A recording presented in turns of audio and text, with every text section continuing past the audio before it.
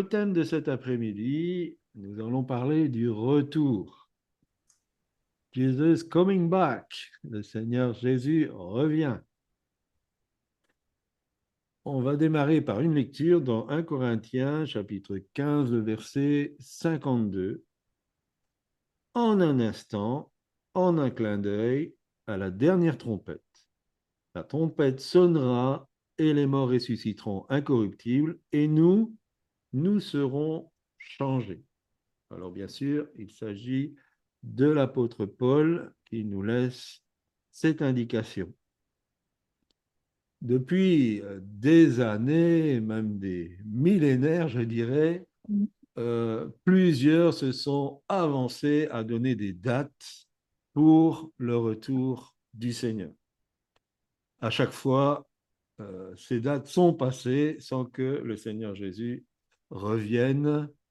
Et nous remercions Pierre d'avoir écrit la promesse ne tarde pas, mais Dieu voudrait que tout le monde puisse se repentir, se convertir et être de ceux qui seront sauvés. Alors rassurez-vous, je ne vais pas me lancer dans des dates, d'autant plus que si le Seigneur Jésus ne savait pas dans son humanité quel était le jour et l'heure, je pense que ça ne nous appartient pas de le savoir, même si au travers de la parole, il y a toutes sortes de signes précurseurs qui peuvent nous alerter sur l'imminence. En tout cas, nous sommes chaque jour un jour plus proche du retour du Seigneur.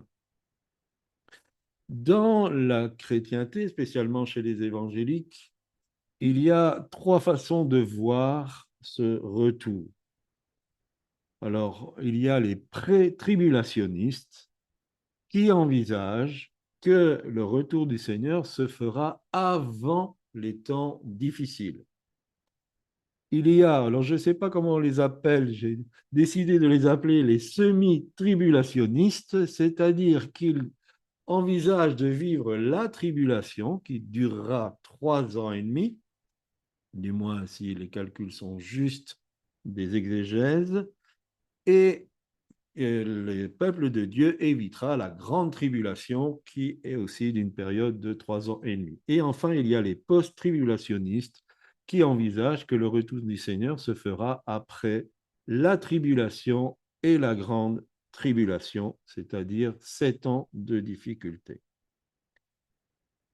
Pour les premiers, les chrétiens éviteront donc ces temps difficiles annoncés pour la terre, connus sous le nom de tribulation, et pour les seconds, ils éviteront pas la tribulation, mais ils éviteront la grande tribulation par une sorte d'enlèvement de l'Église providentielle. Pour les troisièmes, les chrétiens qui vaincront cette période de trouble verront la délivrance dans le retour du Seigneur. Alors, si vous n'êtes pas habitué du fait, quand on parle de l'enlèvement, c'est un événement dont Paul parle dans la première lecture que nous avons faite dans 1 Corinthiens chapitre 15, verset 52. C'est-à-dire qu'à un moment donné, partout sur la planète, les morts en Christ vont ressusciter. Et les croyants qui seront encore vivants vont être changés. C'est-à-dire qu'ils vont recevoir un corps incorruptible, un corps spirituel, qui aura les mêmes capacités que celles du corps de Jésus après sa résurrection. On voit bien que Jésus, son corps avait des capacités qu'un corps humain normalement constitué n'ont pas. Et d'ailleurs, c'est quelque part une boutade que je disais quand les gens disaient, mais dans l'éternité, vous allez vous embêter. Je disais, ben, j'ai déjà passé quelques siècles à apparaître et disparaître avec le nouveau corps que j'aurai pour faire rire tout le monde. Et apparemment, ça marche. Donc, si vous voyez quelqu'un qui apparaît, qui disparaît quand vous serez au ciel avec le Seigneur, vous pourrez dire, ah bon, on a retrouvé notre pasteur. Donc, ces croyants seront enlevés dans le ciel et on envisage par rapport à la parole de Dieu qu'il y aura une période qu'on appelle le tribunal de Christ, où l'œuvre de chacun passera par le feu. C'est Paul aussi qui en parle. Et en fonction de la qualité de l'œuvre, et je dirais plutôt en fonction que l'œuvre accomplie sera ces bonnes œuvres préparées d'avance par Dieu ou pas, ça passera à travers du feu, parce que ce sera de l'or, des pierres précieuses, de l'argent, ou ça ne passera pas à travers le feu, et l'œuvre sera détruite, parce qu'elle sera en bois, en chaume, enfin en des matériaux qui ne sont pas nobles. Merci Seigneur. Paul dit pour eux, si ça passe pas le tribunal de Christ, ils seront sauvés, mais comme au travers d'un incendie. Et personnellement, je n'ai jamais connu quelqu'un qui a vécu un incendie, mais nous savons par témoignage que des personnes se sont retrouvées du jour au lendemain sans rien du tout. Et donc, c'est évident qu'il y a une blessure par rapport au fait de se rendre compte pour ces personnes que toute leur vie n'a servi à rien. Et après le tribunal de Christ, il y aura les noces de l'agneau, et nous avons plusieurs paraboles qui en parlent. Nous avons aussi le fait que certains vont s'y retrouver alors qu'on penserait qu'ils ne s'y retrouveront pas, et d'autres ne s'y retrouveront pas alors qu'on aurait pensé qu'ils s'y retrouveraient. Ça, c'est pour l'enlèvement. Le retour, c'est un autre événement. Ce retour, ce sera Jésus qui revient sur la montagne des Oliviers. On pense même que la montagne des Oliviers va s'écarter en deux, et il viendra avec tous ceux qui auront été enlevés, qui auront été changés, qui auront passé par le tribunal de Christ et qui auront vécu les noces de l'agneau. Et Jésus revient en Israël pour détruire toutes les nations qui se seront levées contre Israël pour cette fameuse bataille de l'Armageddon.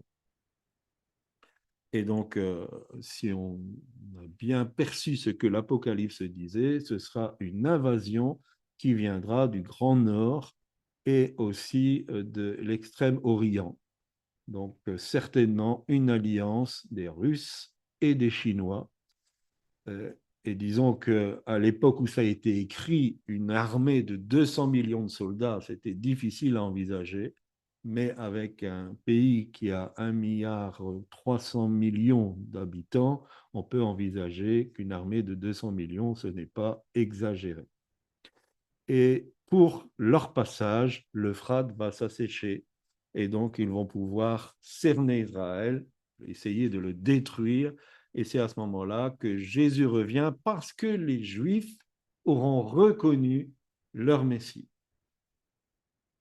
Donc, deux événements, mais en fonction de la position qu'on prend de pré-tribulationniste ou de post-tribulationniste, deux événements qui se séparent de 7 ans, de 3 ans et demi, ou deux événements qui se collent les uns aux autres. Cependant, ce que j'aimerais retirer, c'est que ces deux points ont des choses en commun. Il y a des points communs dans ces trois approches. Le premier, c'est qu'il y a toujours un appel à se préparer. Ça, c'est le premier point, que on envisage l'enlèvement avant les temps difficiles ou après. Les deux disent il faut se préparer à cela. Il ne faut pas être comme les vierges folles qui ne se sont pas préparées, qui n'ont pas envisagé le retour de l'époux. Donc, nous sommes bien dans la lignée, que vous ayez une tendance pré-tribulationniste ou post-tribulationniste, quand nous avertissons, nous sommes en accord. Parce que ce n'est pas au moment où Christ va revenir qu'il faut dire, bon, maintenant, je vais mettre les choses en ordre. C'est avant, il faut se préparer. Et le deuxième des points communs, c'est que nous sommes tous d'accord, du moins en parole, pour dire que nous sommes proches, très proches, nous sommes à minuit moins une, nous sommes très proches de la réalisation des prophéties de la fin. Alors pourquoi je dis que nous avons le même langage, mais pas spécialement la même façon de l'envisager? Parce que pour avoir côtoyé toutes sortes d'enfants de Dieu, certains vivent comme s'ils allaient être éternels sur la terre. Alors bien sûr, il y aura le millénium, mais avant, il faut l'enlèvement où tout ce qu'on avait, on le laisse sur terre et on revient. Et à ce moment-là, on règne avec Christ pendant 1000 ans. Mais beaucoup d'enfants de Dieu vivent, ils disent Jésus revient bientôt, alléluia, mais ils vivent comme si c'était, comment je dirais, quelque chose qui est du rêve, qui ne va pas se manifester. Gardons toujours à l'esprit que le but, c'est que l'Église se prépare. Gardons à l'esprit que nous devons, si nous sommes membres de l'Église, nous préparer. J'aimerais que quelqu'un nous lise Éphésiens chapitre 5, le verset 27. Afin de faire paraître devant lui cette Église glorieuse, sans tache, ni ride, ni rien de semblable, mais sainte et irrépréhensible. Merci. Paul est en train de dire, voilà l'Église que Jésus revient, sans tache, ni ride, ni rien de semblable, mais sainte, c'est-à-dire consacrée, c'est-à-dire mise à part et irrépréhensible.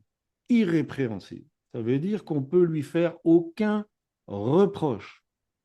Si on prend les églises dont nous avons déjà discuté, les églises qu'on retrouve dans dans le chapitre 2, chapitre 3 d'Apocalypse, elles étaient quasi toutes répréhensibles sur un point ou sur un autre. Finalement, le message, quand on dit que l'Église écoute ce que l'Esprit lui dit, c'est que vous n'êtes pas prêts.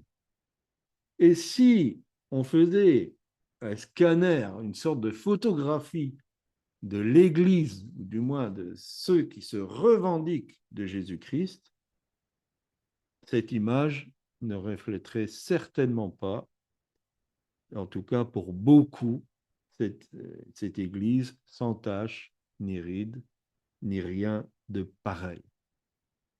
Et voilà pourquoi je pense que c'est indispensable que nous demandions à Dieu d'avoir encore du temps. Et voilà le pourquoi de cette opération souffle de vie, parce que nous avons besoin de temps. Si nous avons à cœur que l'Église puisse se préparer et que ça ne soit pas, comment je dirais, une désillusion du peu de personnes qui vivront ces deux événements, nous avons encore besoin de temps pour la préparer. Nous avons besoin de prier et aussi de faire les choses à la manière de Dieu. Comme nous l'avons dit précédemment, le monde, c'est le monde. Et Paul a dit qu'on ne doit pas juger ceux du dehors. Que le monde se comporte mal, qu'il soit provocateur, qu'il montre des choses qui sont une sorte d'abomination, une sorte de sacrilège, d'anathème, c'est normal. C'est le monde. D'ailleurs, si vous avez suivi les cours sur la maturité, qu'un poisson nage dans l'eau et qu'il s'y sente bien, c'est normal. Quand on est un pêcheur, c'est normal qu'on se sent bien dans le péché, qu'on a envie de continuer dans le péché, qu'on apprécie ça et qu'on ne veut pas changer, sauf si la grâce de Dieu nous touche et que nous voulons nous repentir. Ce qu'on doit faire, c'est regarder et, comme un dicton le dit, balayer à notre porte, c'est-à-dire faire le ménage dans l'Église. D'abord dans notre vie et puis dans l'Église. Et le meilleur nettoyage possible, c'est de pouvoir nous humilier, de pouvoir dire Seigneur, on est en train de fustiger le monde, mais franchement, devant ta parole, devant toi, on n'est pas saint, on n'est pas irréprochable, on n'est pas irrépréhensible. On a plein de rides, on a plein de tâches. On a besoin de ta compassion, on a besoin d'être changé, d'être transformé, d'être renouvelé et de pouvoir ressembler à Jésus de plus en plus. Il est de notre devoir, et probablement qu'on doit donner des boutons à certains, il est dans notre devoir d'enlever l'illusion qu'un enlèvement providentiel épargnera à des chrétiens tièdes les temps difficiles qui viennent. Pourquoi? Parce que ce sera la seule possibilité de salut pour eux. Sinon, Jésus va les vomir. C'est clair. Jésus l'a dit, je te vomirai de ma bouche. Et donc, nous sommes là pour enlever l'illusion que tout va bien aller et qu'on ne doit pas s'inquiéter que parce que je porte le nom de chrétien, Jésus va venir me chercher. Alors, ça fait déjà, Pasteur Corinne et moi, quelques années qu'on se rend impopulaire avec notre message, mais souvent on nous a opposé l'argument que Dieu aime trop ses enfants pour qu'ils passent par la tribulation. Et la tribulation, on peut aussi la traduire par la persécution. Alors notre questionnement était donc, si Dieu nous aime trop pour qu'on passe la persécution, ça veut dire qu'il n'aimait pas les Syriens. Il n'aime pas les Afghans, il n'aime pas les Nord-Coréens, il n'aimait pas les premiers chrétiens et il n'aimait pas les Huguenots. Parce que tous ont vécu ou vivent encore la persécution. La chrétienté occidentale, qu'elle soit européenne ou nord-américaine, a déjà beaucoup de privilèges matériels, des libertés qui se restreignent de plus en plus, mais des libertés, elle a beaucoup de moyens. Est-ce qu'elle serait aussi la seule à vivre un enlèvement providentiel sans passer par aucune forme de persécution? Si c'était le cas, à mon avis, ça voudrait dire que Dieu n'est pas juste. Ce serait une forme d'injustice. Et ensuite, quand nous voyons comment Dieu remplit ces chrétiens persécutés, torturés pour leur foi, la profusion du miraculeux, la providence divine vécue au quotidien, quelque part, il y a un vécu spirituel qui donne envie. Même si le prix, c'est la persécution. Alors, est-ce que quelqu'un peut prendre 1 Thessaloniciens, chapitre 4, verset 17? Alors, ensuite, nous qui serons encore en vie, nous serons tous ensemble enlevés avec eux sur des nuées à la rencontre du Seigneur dans les airs, et ainsi nous serons toujours avec le Seigneur. Amen. Amen. Donc, on parle bien sûr de cet enlèvement. Si on se réfère à l'Apocalypse, on peut faire une sorte de chronologie de comment les choses vont se passer. Alors, pourquoi se référer à l'Apocalypse? Parce que les révélations qui ont été faites dans Daniel concernaient le peuple juif. Dans les annonces de Christ, il y a un mixte. Et quelquefois, ça concerne le peuple juif, et le verset d'après, ça concerne les disciples. Mais l'Apocalypse a été écrite pour des églises non juives, pour des églises qui venaient du paganisme, parce qu'elles étaient toutes en Asie. Donc, toutes ces églises étaient des disciples qui n'étaient pas juifs. Et le message de l'apôtre Jean, qui a écrit l'Apocalypse, concernait les non-juifs, dont nous faisons partie pour la majorité du moins. Donc, au travers de l'Apocalypse, on a un peu le pendant du livre de Daniel, mais qui nous concerne. Même si ce qui est dit dans Daniel est intéressant, c'est bien de le savoir. Notre étude des temps, en tout cas personnellement, c'est ce dont je suis convaincu, notre étude des temps de la fin doit s'appuyer sur l'Apocalypse. Et bien sûr, sur tout ce que Paul a pu dire aussi sur l'événement. Et ce qui concerne l'Église des non-juifs, dans ce que Jésus a pu en dire. Nous pouvons dire raisonnablement que l'Apocalypse donc est le pendant grec des révélations de Daniel. Alors, quelle est la chronologie des événements futurs annoncés? Je fais qu'un très très bref survol, ce serait beaucoup trop long d'en faire une étude poussée. Nous pouvons voir à partir du chapitre 5 qu'il y a un livre avec 7 sceaux qui est ouvert. Personne n'a la capacité d'ouvrir ces livres, si ce n'est Jésus lui-même. Et d'ailleurs, Jean en souffre. Les 6 premiers sceaux sont ouverts. Je vous envoie au chapitre 5 et au chapitre 6, vous pourrez lire ce qui se passe. En tout cas, ce sont des temps difficiles, des choses difficiles à passer. Au chapitre 7, des versets 9 à 17, nous voyons une foule de tout peuple qui vient de la grande tribulation. Ces gens viennent de la grande tribulation. Ils ne viennent pas de la tribulation, ils viennent de la grande tribulation. Et si on comprend bien la façon dont les choses sont expliquées, ce sont des personnes qui sont mortes, qui ont perdu la vie à cause de leur foi. Donc, je ne sais pas si tous les chrétiens vont se retrouver dans la grande tribulation, mais une chose est sûre, c'est qu'il y aura encore des enfants de Dieu dans la grande tribulation et qui vont perdre la vie à cause de leur foi.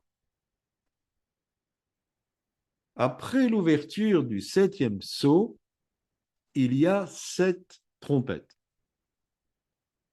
Au son de ces trompettes, à nouveau, il y a des temps très difficiles. Et là, j'aimerais que quelqu'un prenne le chapitre 9, le verset 4 d'Apocalypse. Elles reçurent l'ordre de ne pas faire de mal à l'herbe de la terre, ni à aucune plante verte, ni à aucun arbre, mais de s'attaquer seulement aux hommes qui ne portent pas le sceau de Dieu sur leur front. Merci. Donc, même à ce moment-là, dans les trompettes, qui est la deuxième série de calamités, on va dire, les sauterelles ne peuvent pas toucher ceux qui ont la marque, le sceau de Dieu sur leur front. Ça veut dire que là encore, il y a encore des personnes qui appartiennent à Dieu et qui vivent tous les fléaux des trompettes. Au son de la 7e trompette, et nous allons lire Apocalypse chapitre 11, verset 15. Apocalypse chapitre 11, verset 15. Le 7e ange fait sonner sa trompette. Dans le ciel, on entend des voix fortes. Elles disent, « Maintenant, le pouvoir de gouverner le monde est à notre Dieu, notre Seigneur, et à son Messie. Il sera roi pour toujours. » Amen. Au son de la 7e trompette, et rappelez-vous dans notre texte de base qu'on a lu dans 1 Corinthiens chapitre 15, verset 52, au son de la dernière trompette. La trompette sonnera et les morts ressusciteront, incorruptibles. À la 7e trompette, puisqu'il y a cette trompette, je suppose que c'est la dernière, à ce moment-là, le royaume est remis au Fils. Et il y a plusieurs événements. Certains disent que ça peut correspondre à Rosh Hashanah. la fête des trompettes. C'est possible. C'est possible que ça se passera au moment de Rosh Hashanah. On voit que les fêtes juives ont quand même marqué l'histoire. Jésus est mort à Pâques, l'Esprit a été déversé à la Pentecôte, donc les fêtes, les trois principales, ont leur importance dans le calendrier de Dieu. Donc c'est possible que ça fait référence aussi à Rosh Hashanah. Mais moi, j'y vois que Paul est en train de dire, voilà, après ces 7 trompettes, à la 7e trompette, donc à la dernière, à ce moment-là, le royaume est remis au Fils et l'enlèvement se fait là. Et on lit par exemple au chapitre 14, versets 15 et 16, un ange est chargé d'annoncer l'évangile éternel, au verset 6, pardon. Apocalypse 14, verset 6. La terre est moissonnée, chapitre 14, 15 et 16, comme dans la parabole de Jésus. Rappelez-vous, la semence est semée, l'ennemi jette de l'ivraie, et puis les disciples disent, mais est-ce qu'on doit enlever l'ivraie? Il dit non, parce que vous pouvez faire du mal au blé. Mais c'est les anges qui vont faire ce travail. Et la terre est moissonnée par les anges. C'est comme ça que c'est expliqué dans cette parabole. Donc, la terre est moissonnée. Comme si, à ce moment-là, tous ceux qui sont destinés au salut sont pris. Et nous pensons que l'enlèvement se fera là, et seulement là. Et après, il y a encore 7 fléaux, mais à partir d'Apocalypse 16, mais on voit que les gens ne sont plus capables de se repentir. Ils ne font que continuer à blasphémer, à résister à Dieu pour les douleurs qu'ils subissent. Nous savons très bien que celui qui rend la capacité de s'humilier, de se repentir, c'est le Saint-Esprit. Et nous savons aussi que le Saint-Esprit va se retirer au moment où l'Église va se retirer. Donc le Saint-Esprit ne sera plus sur la terre. Et ces 7 fléaux-là ne nous concernent pas. Mais les 7 fléaux, puis les 6 trompettes, et au son de la 7e, l'enlèvement se fait là. Donc, nous pensons que les chrétiens vont passer et la tribulation et la grande tribulation. Et que si nous passons la grande tribulation, peut-être qu'on va y laisser la vie. Ce sera à ce prix-là. Rappelez-vous aussi, dans les épîtres aux églises de l'Apocalypse, tout se termine par « à celui qui vaincra ». À celui qui vaincra. Ça veut dire, si je ne passe pas cette période, je n'aurai pas ce qui est promis. Et après, effectivement, nous revenons avec Christ, Apocalypse 16, 16, et en fait, à ce moment-là, la bataille d'Armageddon se prépare, et nous revenons avec Christ pour l'établissement du millénium. Je vous laisse la parole. Alors, pourquoi ne mettre l'enlèvement que là? Et là, j'aimerais que quelqu'un nous lise 2 Thessaloniciens, chapitre 2, versets 3 et 4. Que personne ne vous trompe d'aucune manière. En effet, il faut que l'apostasie arrive d'abord et qu'apparaisse l'homme de péché, le fils de la perdition, l'adversaire qui s'élève contre tout, ce qu'on appelle Dieu ou qu'on adore. Il va jusqu'à s'asseoir comme Dieu dans le temple de Dieu en se proclamant lui-même Dieu. Amen. Amen. Donc, Paul dit qu'on ne doit pas nous tromper. Parce qu'il y en a qui enseignaient déjà que la réunion avec le Seigneur se ferait avant ces temps-là. Et il dit, il ne faut pas nous tromper parce qu'il faut que l'apostasie arrive d'abord. L'apostasie, ça veut dire que les gens abandonnent la foi. Donc, nous allons voir des personnes en masse qui vont abandonner la foi. nous allons voir l'antéchrist, c'est-à-dire celui qui vient avant Christ, et l'antéchrist, celui qui est contre Christ, avant. Nous saurons qui c'est. Il sera en fonction. Il va se proclamer Dieu lui-même.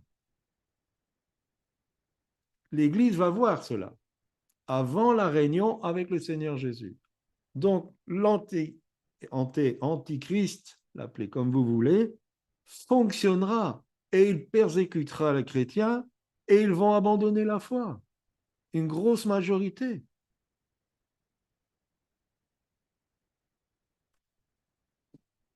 Et on pourrait ajouter à ça que le jugement va commencer par la maison de Dieu, 1 Pierre chapitre 4, verset 17. Ça veut dire que Dieu va juger son peuple, sa maison. Comme nous l'avons déjà prêché, il va nettoyer le temple. Nous pouvons dire que Paul a dit, Thessaloniciens 3:3, nous sommes destinés à la persécution. C'est notre destin. C'est par beaucoup de tribulations qu'il nous faut entrer dans le royaume de Dieu. Actes chapitre 14, verset 22. Qu'après que la parole, elle est semée dans le cœur, vient la persécution. C'est Jésus dans la parabole du semeur, Matthieu 13, 21. Tous ces versets nous montrent que c'est une normalité que les chrétiens, que les enfants de Dieu vivent la persécution. Je dirais à la limite, si nous ne vivons pas la persécution sous une forme ou sous une autre, nous pouvons avoir des doutes sur notre foi.